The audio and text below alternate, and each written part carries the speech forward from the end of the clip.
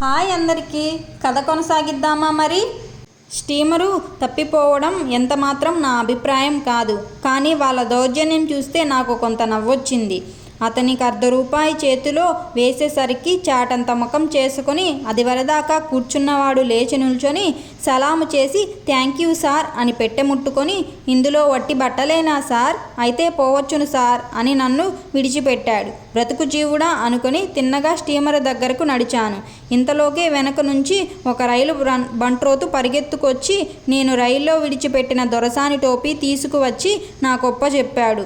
విధి లేక అది తీసుకున్నాను. వాడు పోకుండా అట్టే నిలబడ్డాడు చేతులు నలుపుకుంటూ. సరే టోపీ నాదేలే వెళ్ళమన్నాను.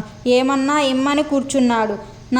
నాకు స్టీమరు వేలవుతుందన్నాను. సరేనని ₹1 ఇచ్చుకొని టోపీ ఖరీదు కది వడ్డీ అనుకొని ముందుకు సాగాను. ఆ సముద్రము, ఆ గట్టు, అక్కడి దీపాలు, ఆ హడావిడి అంతా చూస్తే నాకు చాలా సంతోషం వేసింది. కానీ స్టీమర్ అదేనని చెప్పేటప్పటికి మటుకు ఎక్కబుద్ధి అయింది కాదు. బొత్తిగా చిన్నగా ఉంది. మామూలు రాదారి పడవంత లేదు స్టీమర్ అయితే మటుకు. అంత చిన్న దాంట్లో సముద్రం మీద వెళ్ళడం ప్రమాదం కదా అనుకున్నాను. దీని మీద వెళ్ళవలసి ఉంటే అంతకంటే మళ్ళీ ఇంటికి వెళ్ళడమే నయమనుకున్నాను. ఇలా ఆలోచిస్తూ నిల్చుండగానే కూలివాడు సామాను లోపల పెట్టేసి నన్నెక్కమని తొందర పెట్టాడు. ఇదేనా ఏమిటి కొలంబో వెళ్ళే స్టీమర్ అన్నాను. కాదండి, పెద్ద స్టీమర్ 5-6 మైళ్ళ దూరాన లోపల ఉంది. ఇది దాని దగ్గరికి తీసుకు వెళుతుంది. ఎక్కండి త్వరగా అన్నాడు. అయితే పర్వాలేదనుకొని ఎక్కాను. ఎక్కి అక్కడొక బల్ల మీద కూర్చున్న కాసేపటికి బయలుదేరింది. మొత్తము జనము నాతోటి ప్రయాణికులు 25 మంది కంటే ఉండరు. బయలుదేరిన ఒక 5 నిమిషాల వరకు చాలా సరదాగా ఉంది.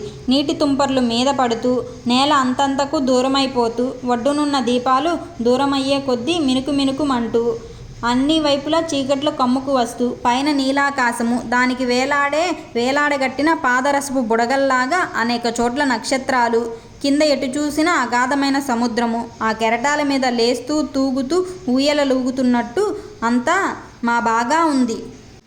నాకే కవిత్వము రాకపోవడము. ఇప్పుడున్న కవలకు తోడు నా బోటివాడు ఇంకొకడు బయలుదేరితే భరించలేకపోయేవాళ్ళు ఆంధ్రులు. కొంచెం సేపటికి పగలాస్తమానము భోజనము లేని కారణాన్నో ఎందుచేతనో కానీ ఉపద్రవమైన తలనొప్పి ఆరంభమైంది. కాస్త ఎక్కడైనా ఒరుగుదామంటే ఎక్కడా ఖాళీ లేదు. అలాగే తలపట్టుకొని కూర్చుండగా వికారము కూడా ఆరంభమైంది. ఏమిరా దేవుడా, ఎలాగూ కొంపదీసి జ్వరం వచ్చి పడిపోను గదా, ఇంత దూరం వచ్చి మళ్ళీ వెనక్కు వెళ్ళవలసి రాదు గదా. అన్నింటి మాట ఎలా ఉంచినా మళ్ళీ ఇంటికి వెళితే నలుగురిలోనూ హాస్యాస్పదంగా ఉంటుందేమో అని ఏమీ తోచక కండ్లు మూసుకొని కూర్చున్నాను. ఈ అవస్థలో ఇలా ఉండగా ఇంకో ఆలోచన తోచింది. దానితోటి మరీ హడలిపోయాను. ఆ ఆలోచన మొట్టమొదటనే తోస్తే ఎవళ్ళేమన్నా సరే, నవ్వినా సరే, తిట్టినా సరే మాట్లాడకుండా తిరుగు రైల్లో ఇంటికి చేరుకునేవాణ్ణి. ఇప్పుడేమి చేయను? వెనక్కు తగ్గడానికి వీలు కనపడదు. ముందుకు సాగితే బ్రతుకే ఎత్తు కనిపించదు. ముందుకు వెడితే నొయ్యి, వెనక్కి వెడితే గొయ్యి లాగుంది నా బ్రతుకు. ఏమీ తోచదు. ఇంకొకళ్ళ సలహా అడగడానికి మనసొప్పదు. ఒక్కసారి ఇంటి దగ్గర సంగతి జ్ఞాపకం వచ్చింది. ఆహా, ఎంత తెలివి తక్కువ పని జరిగిందనుకున్నాను. నాకు ఇంగ్లాండు వెళ్ళమని సలహా ఇచ్చిన వాణ్ణి నోటి నిండా తిట్టాను. ఒక్కడినే కొడుకును, నా మీద ఎంతో ఆశ పెట్టుకున్న తల్లిదండ్రులు ఎంత విచారిస్తారో కదా అనుకున్నాను. ఏమనుకుంటే ఏమి లాభము? ఇంతకు అసలు సంగతి ఏమిటంటే ఈ చిన్న స్టీమర్లోంచి పెద్ద స్టీమర్ ఎక్కడం ఎలాగో అని సందేహం కలిగింది. కొంతసేపు ఏమీ తోచలేదు. హఠాత్తుగా మా ఊళ్ళో ఒకళ్ళు చెప్పుకుంటున్న సంగతి జ్ఞాపకం వచ్చింది. చిన్న స్టీమర్లోంచి పెద్ద స్టీమర్ ఎక్కే ఉపాయము చెప్పుకుంటున్నారిద్దరు. అది నేను వినడము సంభవించింది. పెద్ద స్టీమరు మీద నుంచి చిన్నదాని దగ్గరకొక తాడు నిచ్చెన దింపుతారట. చిన్న స్టీమర్ ఎప్పుడూ కెరటాల వల్ల పైకొక మాటు లేవడము, ఒక మాటు దిగడము ఉంటుంది కనుక ఆ నిచ్చెన ఎప్పుడు అందుబాటులో ఉండదట. అందుకని ప్రయాణికులు సమయము కనిపెట్టుకొని కెరటముల వల్ల పైకి లేచినప్పుడు ఎగిరి ఆ నిచ్చెన అందుకొని ఎక్కి పైకి వెళ్ళవచ్చునట. అట్లా చేతకాని వాళ్ళు నడుముకి తాడు కట్టి పెద్ద స్టీమరు మీద నుంచి కొక్కెమును గోలుసొకటి దింపి ఆ కొక్కానికి తాడు తగిలించి పైకి లాగుతారట. ఈ మనిషి నడ్డిని ఉన్న తాడు తెగిపోయినా ముడి ఊడిపోయిన మనిషి కిందనున్న స్టీమర్లోనే బహుశా పడవచ్చునని, తప్పితే సముద్రంలో తప్ప మరెక్కడా పడడని, ఒకవేళ సముద్రంలో పడ్డా కానీ ప్రాణభయమేమీ లేకుండా వలవేసి మనిషిని మళ్ళీ త్వరలోనే పట్టుకుంటారని చెప్పుకోగా విన్నాను. ఆఖరు మాటల వల్ల విన్నప్పుడు కొంచెము ధైర్యము కలిగిన, తీరా తరుణము వచ్చినప్పుడు ఆలోచిస్తే అంత ధైర్యంగా లేదు. ఏమంటే ఒకవేళ స్టీమర్లో పడితే తలకాయ బద్దలు కావచ్చును, లేదా మరొక విధంగా దెబ్బలేమైనా తగలవచ్చును. అలా కాక సముద్రంలో పడితే పైన వాళ్ళు వల వేసి తీసుకువచ్చేలోప కెరటాలు మనను అవతలికి కొట్టివేయవచ్చు. పడిన చోటే ఉంటామని నమ్మకమేమిటి? ఉంటే మటుకు అందాక ప్రాణము నిలుస్తుందో నిలవదో? ఒకవేళ నిలిస్తే ఈలోపు ఏ పెద్ద చేపైనా వచ్చి మనల్ని పలహారము చేస్తే గతేమిటి? ఈ మోస్తరుగా పరిపరి విధాల ఆలోచన పోయింది. చిన్నప్పుడు ఈత నేర్చుకోకపోయినందుకు ఇప్పుడు విచారించాను. పోనీ మాట్లాడకుండా దీని మీదే తిరిగి వెనక్కి వెళ్ళిపోదామా అనుకున్నాను గాని, సరే అంత తొందర ఎందుకు? ఒక్క క్షణం ఓపిక పడితే అంతా తెలుస్తుంది కదా. అప్పుడే వీలైతే అలా చేయవచ్చును కదా అనుకున్నాను.